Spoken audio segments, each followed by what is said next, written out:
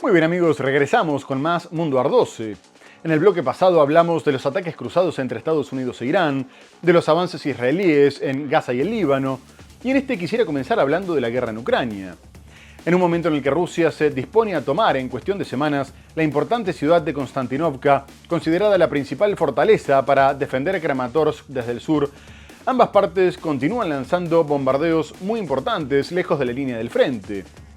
Rusia disparó una lluvia de misiles balísticos y drones de largo alcance contra Kiev y otras 6 ciudades, dejando por lo menos 20 muertos y más de 100 heridos, aunque las alarmas permitieron que gran parte de la capital se pudiera trasladar a los refugios subterráneos, mientras que Ucrania denunció la destrucción de zonas residenciales y cortes de energía.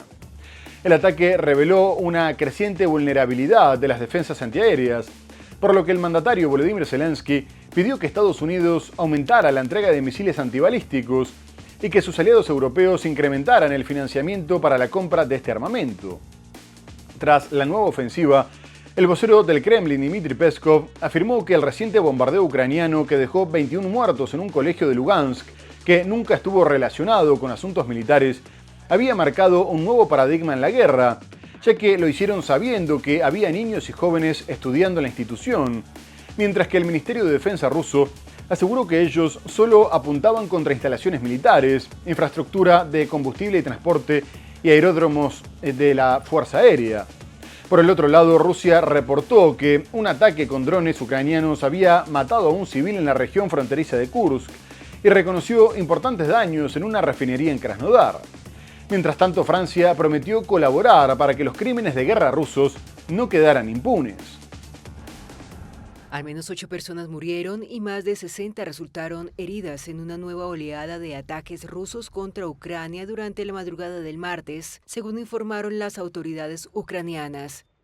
La capital, Kiev, fue alcanzada por misiles balísticos que impactaron varios barrios de la ciudad. 3 personas murieron y casi una treintena resultó herida, entre ellas 2 niños.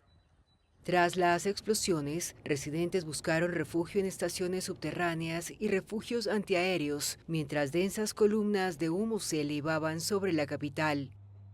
Los bombardeos también golpearon el este del país. En la ciudad de Dnipro, 5 personas murieron y otras 25 resultaron heridas, mientras que en Kharkov, 10 personas sufrieron lesiones, incluido un niño, después de un ataque con 15 drones y 2 misiles, según las autoridades locales. Los ataques se producen en un contexto de intensificación de las operaciones militares entre ambos países. Mientras Rusia mantiene bombardeos casi diarios contra territorio ucraniano, Kiev ha incrementado sus ataques de largo alcance dentro de Rusia. Del lado ruso, un civil murió el lunes en la región fronteriza de Kursk durante un ataque con drones ucranianos. Además, las autoridades informaron de un incendio en la refinería de Ilsky, en la región de Krasnodar, atribuido también a una ofensiva con aeronaves no tripuladas. Según el presidente Volodymyr Zelensky, Ucrania recibió el sábado un lanzador de misiles tierra-aire Iris-T procedente de Alemania y afirmó que una defensa aérea sólida puede ofrecer mayor protección a la población y privar a Rusia de su última ventaja. Por otra parte, la tensión entre Rusia y la OTAN volvió a aumentar después de que un dron ruso cayera por error en un edificio residencial en territorio de Rumania, hiriendo a 2 personas. Bucarest culpó enseguida a Moscú y posteriormente confirmó que se trataba de un Gerán 2, mientras que el presidente, Nikos Orban, calificó el incidente como el más grave desde el comienzo de la guerra, a pesar de que ya se registraron incursiones de drones en 28 ocasiones, por lo que convocó al embajador ruso y declaró persona non grata al cónsul de Constanza, cerrando la misión diplomática en la ciudad portuaria del Mar Negro. A su vez, el presidente ucraniano Volodymyr Zelensky confirmó que el incidente había resultado de una ofensiva rusa contra Odessa y ofreció su asistencia en el derribo de drones, mientras que el mandatario ruso Vladimir Putin exigió pruebas de la acusación y destacó que su país nunca había amenazado a los europeos. Además, les pidió a los líderes del continente que no les mintieran a sus pueblos para justificar los gastos exorbitantes de sus presupuestos de defensa con el dinero de los contribuyentes. Asimismo, la OTAN anunció el envío de 2 cazas F-16 y aclaró que estaba preparada para defender cada centímetro del territorio aliado ante el comportamiento irresponsable de Moscú. Por su parte, la presidenta de la Comisión Europea, Ursula von der Leyen, condenó que Rusia haya traspasado una nueva línea y aseguró que seguirían fortaleciendo la capacidad de disuasión del continente, mientras aumentaban la presión sobre el Kremlin, ya que estaban preparando un 21º paquete de sanciones. Rumania acusó el viernes a Rusia de una escalada irresponsable después de que un dron cayera sobre un edificio residencial en Galati, cerca de su frontera con Ucrania. 2 personas resultaron con heridas leves. El presidente rumano, Nicu Sordan, convocó al Consejo Supremo Nacional de Defensa del país y anunció que expulsaría al cónsul general ruso en la ciudad portuaria de Constanza, en el Mar Negro, y que cerraría la misión. Según el Ministerio de Defensa, Rusia atacó en la madrugada del viernes con drones objetivos civiles e infraestructuras en Ucrania, cerca de la frontera con Rumania, y uno de los drones penetró en el espacio aéreo rumano y se estrelló contra el techo de un edificio de viviendas en el sur de Galati. En estos más de 4 años de guerra entre Rusia y Ucrania, Rumania había detectado decenas de incursiones de drones en su territorio, pero hasta ahora ninguno había golpeado en un edificio residencial. La presidenta de la Comisión Europea, Ursula von der Leyen, denunció en X que la guerra de agresión había cruzado otra línea roja y expresó la plena solidaridad con Rumania. Por su parte, la OTAN, de la que Rumania es miembro, condenó lo que calificó de comportamiento irresponsable de Rusia y enfatizó que la organización está preparada para defender cada centímetro del territorio aliado. El presidente ruso Vladimir Putin afirmó el viernes que Rusia nunca ha amenazado ni amenaza a los países europeos. Todo lo que hacen es únicamente para prolongar la confrontación con Rusia y justificar unos gastos exorbitantes de sus presupuestos estatales, metiendo la mano en los bolsillos de los contribuyentes de los estados europeos. Y ahora quisiera ir a Colombia porque se confirmó el balotaje entre el candidato de extrema derecha, Abelardo de las Priella, que se hizo con el primer lugar, con poco más de un 43% de los votos, y el izquierdista Iván Cepeda, que quedó con casi un 41%, por debajo de las expectativas, ya que las encuestas anticipaban que sería el más votado. Muy por detrás quedó la uribista Paloma Valencia, que no llegó al 7%, y si bien en la campaña criticó a de las Priella, afirmando que ella no representaba el odio furioso de quienes querían destripar a otros, le pidió a su electorado que apoyara la opción derechista, que llegaría a la segunda vuelta del 21 de junio con buenas posibilidades de reemplazar al izquierdista Gustavo Petro. Ahora el escenario queda muy polarizado, con Cepeda afirmando que continuará con las negociaciones de paz para desarmar a los grupos armados por la vía diplomática y profundizar la agenda progresista del gobierno, y de las Priella, un populista millonario que no tiene experiencia en política, que prometió mano dura contra los criminales con la construcción de megacárceles, bombardeos y ofensivas militares, en coordinación con el gobierno de Donald Trump. Por lo pronto, Cepeda reconoció que los primeros resultados no eran buenos, pero al igual que Petro comunicó que no aceptaba el preconteo, dado que se habían agregado 850.000 cédulas que no estaban en el censo oficial, por lo que la empresa privada que lo realiza había agregado votos inexistentes. Pero de cualquier forma, adelantó que defendería a Colombia de la llegada del fascismo, la plutocracia y la corrupción. ¡Aquí está tu tigre! ¡Que ruja y que muerde!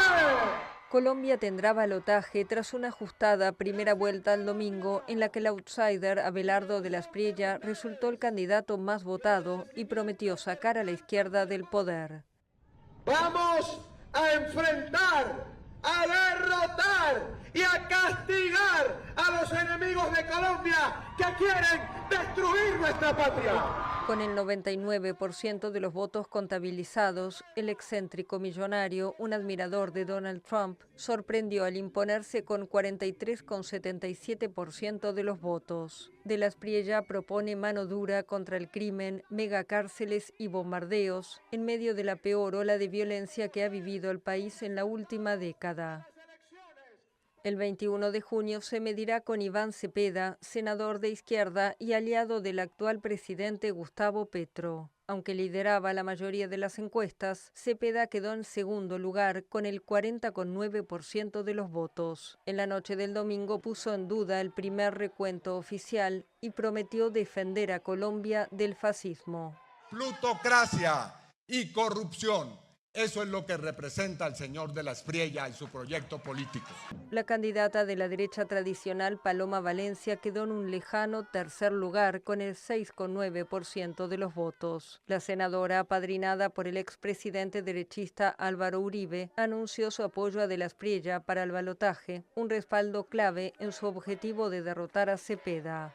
Pero el proceso electoral en Colombia no está exento de polémicas, dado que el mandatario Gustavo Petro denunció que el software utilizado en las elecciones había sido alterado en 2 oportunidades para perjudicar al candidato oficialista Iván Cepeda, modificando el censo electoral y el número de puestos y mesas. No obstante, la misión enviada por la Unión Europea descartó que haya habido fraude, sosteniendo que los comicios fueron transparentes y creíbles, y agregó que todos los partidos habían tenido acceso al código fuente del software. A su vez, el candidato de extrema derecha, Abelardo de la Espriella, le pidió a Petro que como presidente se abstuviera de involucrarse en el proceso y le exigió que acatara el resultado, al tiempo que denunció que el mandatario estaba dando pasos para robarse la elección. De cualquier forma, la campaña de Cepeda se despegó de las denuncias de Petro y afirmó que no consideraban la posibilidad de que se haya llevado a cabo un fraude electoral. Pero la otra polémica la generó Donald Trump, que respaldó directamente a de la Espriella, publicando un mensaje en redes sociales en el que decía que se trataba de una elección crucial para las futuras relaciones bilaterales, lo que fue considerado por Petro como una injerencia, y afirmó que cuando un país intervenía en las decisiones de otro, estaba matando la libertad.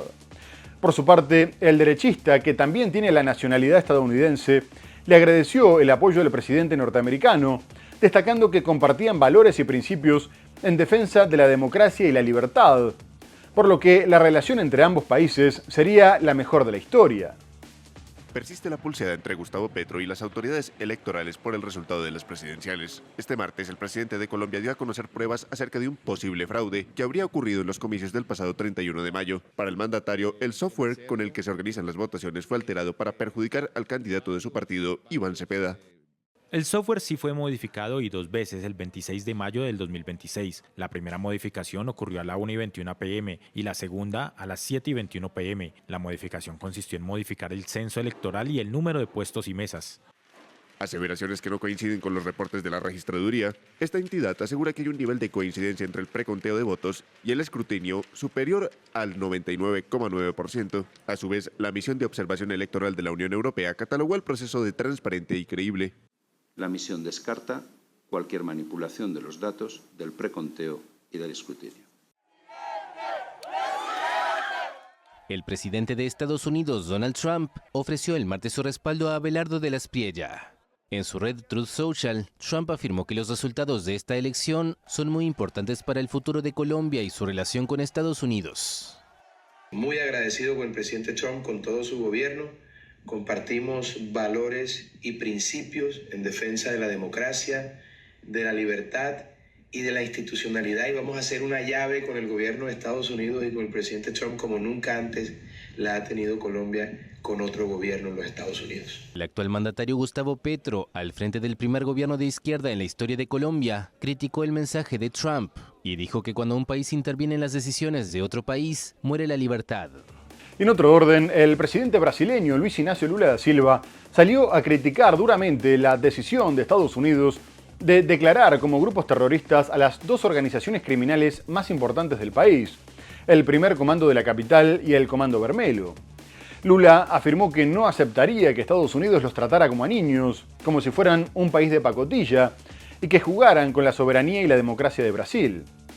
Además, agregó que llevaban años combatiendo a los 2 grupos en cuestión, pero con sus propias leyes, instituciones y fuerzas de seguridad. Por otra parte, destacó que cuando visitó a Donald Trump, le había entregado información sobre delincuentes brasileños que residían en Estados Unidos, como el empresario Ricardo Magro, acusado de contrabandear combustible, o el exdirector de la inteligencia brasileña, Alexandre Ramagen, pero destacó que hasta ahora habían negado su extradición. La designación de Estados Unidos tuvo lugar pocos días después de que el senador y candidato presidencial Flavio Bolsonaro visitara a Trump y le pidiera que tomara la medida, lo que Lula calificó como traición a la patria, dado que pedía la intervención de un gobierno extranjero en asuntos internos. El gobierno de Trump ya había clasificado como terroristas a los cárteles mexicanos de Sinaloa y Jalisco Nueva Generación y al venezolano Tren de Aragua. Y el secretario de Estado norteamericano Marco Rubio justificó las medidas, afirmando que las redes ilícitas de estas organizaciones tenían consecuencias más allá de las fronteras. La oposición de Lula radica sobre todo en que ahora Washington podría aprobar operaciones militares en Brasil y comunicó que intentaría retomar el diálogo con Trump para proponer una estrategia conjunta para combatir el crimen transnacional. El presidente brasileño Luis Inácio Lula da Silva declaró el viernes que Brasil no aceptará ser tratado como un país de pacotilla, luego de que Estados Unidos designara al primer comando de la capital y al Comando Vermelho como organizaciones terroristas. Lula había reiterado su oposición a esta medida a su homólogo estadounidense Donald Trump durante su visita a Washington hace 3 semanas. No aceptamos que se nos trate como a niños pequeños. No aceptamos que se nos trate como si fuéramos una república bananera. Pasé 3 horas con el presidente Trump, le entregué 4 documentos y uno de ellos se refería a la lucha contra el crimen organizado. La designación de organizaciones criminales como terroristas permite, a juicio de Washington, extender todo tipo de operaciones policiales de inteligencia y contrainsurgencia a los líderes de esas bandas y a sus intereses en todo el mundo. No jueguen con la soberanía de este país, no jueguen con nuestra democracia, no pongan en duda las acciones que emprendemos aquí. Si quieren combatir el crimen organizado, no necesitan pedir ayuda a nadie. Aprueben la enmienda constitucional sobre seguridad pública que está en el Senado. La decisión de Estados Unidos tuvo lugar 2 días después de que Trump recibiera en privado al gran rival de Lula en los comicios, el senador Flavio Bolsonaro, hijo del expresidente Jair Bolsonaro. El legislador aseguró haberle pedido al republicano que tomara esa medida. Y ahora vamos a ir a Perú, que se prepara para elegir nuevo presidente en la segunda vuelta de este 7 de junio. En un escenario muy polarizado entre el izquierdista Roberto Sánchez, cercano al expresidente destituido y encarcelado Pedro Castillo, y la derechista Keiko Fujimori, hija del dictador Alberto Fujimori, que busca la presidencia por 4ª vez. El país busca poner fin a un tenso proceso electoral, ya que demoró más de un mes en dar los resultados de la primera vuelta, en medio de denuncias de fraude del candidato derechista Rafael López Aliaga, que finalmente quedó en tercer lugar. Las encuestas anticipan una victoria de Fujimori, que tendría entre 3 y 5 puntos de ventaja, aunque se advierte que el desenlace sigue abierto.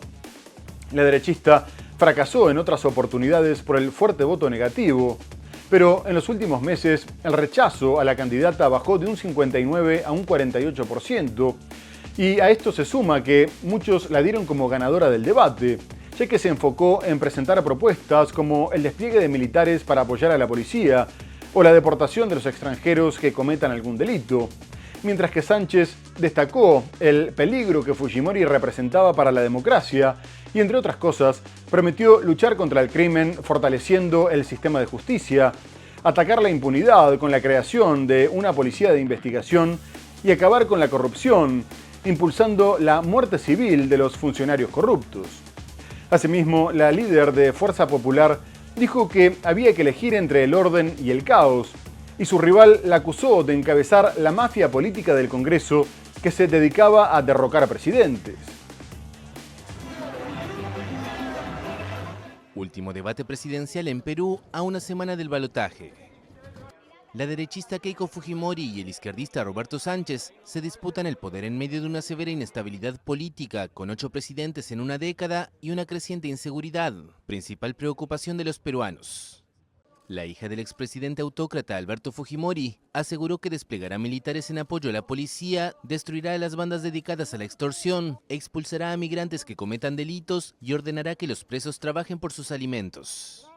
Sánchez, congresista, exministro y psicólogo, dijo que la lucha contra la criminalidad pasa por recuperar la democracia y fortalecer el sistema de justicia, y propuso crear una policía de investigación para combatir la inseguridad y la corrupción. Sánchez acusó a su rival, líder de su bancada parlamentaria, de formar parte de una dictadura en el Congreso que derroca presidentes.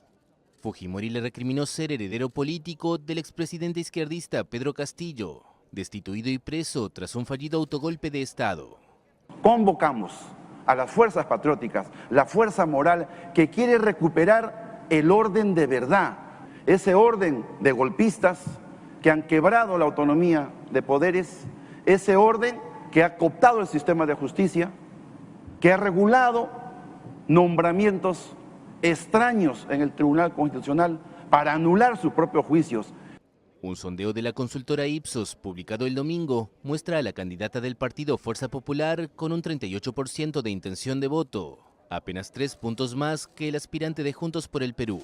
Y vamos a terminar en Bolivia porque la tensión continúa aumentando después de que el Congreso levantara las restricciones para que el presidente Rodrigo Paz pueda declarar el estado de excepción para controlar las protestas que llevan más de un mes en reclamo de su renuncia y la convocatoria a nuevas elecciones, lo que le abrió la puerta a que utilizara a los militares para levantar los bloqueos de rutas que están causando un grave desabastecimiento de alimentos, medicinas y combustibles en varias ciudades, sobre todo en La Paz y el Alto. El mandatario reiteró su oferta de diálogo, pero advirtió que la situación estaba llegando al límite y que el tiempo se estaba acabando, ya que la democracia dependía de que los violentos no ganaran, aunque reconoció que muchos de los reclamos eran justos. El gobierno ya utilizó militares en su intento de abrir corredores humanitarios, pero los enfrentamientos dejaron un muerto y se suspendieron las operaciones. A su vez, la justicia anuló las órdenes de captura de 2 líderes sindicales, buscando propiciar las negociaciones. No obstante, obreros, campesinos, mineros, transportistas y maestros continuaron rechazando el diálogo e incluso incrementaron los cortes de carreteras, que comenzaron tras denunciar que el presidente ignoraba los reclamos para un aumento de sueldos del 20% y soluciones a la crisis económica. Mientras tanto, se registró un 5º muerto por lo difícil que es acceder a los hospitales. La Cámara Nacional de Industrias comunicó que las pérdidas superaban los 1.600 millones de dólares y la Confederación de Empresarios Privados le exigió a Paz que tomara medidas inmediatas ante la situación de catástrofe de la economía. Manifestantes que exigen la renuncia del presidente Rodrigo Paz en Bolivia rechazaron el viernes los nuevos llamados del gobierno a dialogar y aumentaron los bloqueos de carreteras que sitian desde hace un mes la capital política del país. El miércoles, Paz, durante un acto público, invitó por última vez a negociar a los principales sindicatos obreros y campesinos. Advirtió que si no quieren dialogar, entonces vendrá la ley. Paz tiene vía libre para declarar estados de excepción y controlar protestas con militares, luego de que el Congreso eliminara una norma que lo limitaba. Ya estamos un mes con esto y nuestro objetivo es no queremos dialogar nada. Campesinos, obreros, mineros, transportistas y maestros piden al mandatario centroderechista, con 6 meses en el poder, una salida a la crisis económica, la peor en 4 décadas, pero sus reclamos se radicalizaron al considerar que no fueron escuchados. Cientos de campesinos aymaras tomaron el viernes la principal autopista que conecta la ciudad del Alto con La Paz, la sede del gobierno. El gobierno piensa que nosotros estamos ahí nomás y la gente se va a cansar y se va a dispersar, pero más al contrario no es así. El vicepresidente Edman Lara, declarado opositor de Paz, impulsa una comisión de diálogo con representantes del gobierno, del Parlamento, de la Iglesia Católica y la Defensoría del Pueblo. Pero los principales manifestantes, los obreros y campesinos, no acudieron a ninguna de las sesiones. Muy bien amigos, se nos ha terminado el programa. Hemos hablado de los conflictos en Medio Oriente, con los nuevos ataques cruzados entre Estados Unidos e Irán, las ofensivas de Israel sobre Gaza y el Líbano. Abordamos otras cuestiones como la guerra en Ucrania, las elecciones en Colombia y en Perú.